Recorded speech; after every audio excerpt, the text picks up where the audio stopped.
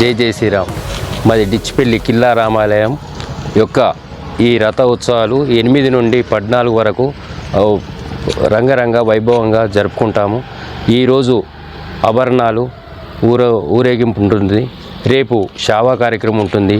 ఎల్లుండి కళ్యాణము మరియు 11 నాడు గరుడ సేవ మరియు 12 నాడు రథోత్సవము, 13 నాడు మన చక్కెర తీర్థము మరియు 14 నాడు నాగవెల్లి కార్యక్రమంతో ముగించుకుంటాము.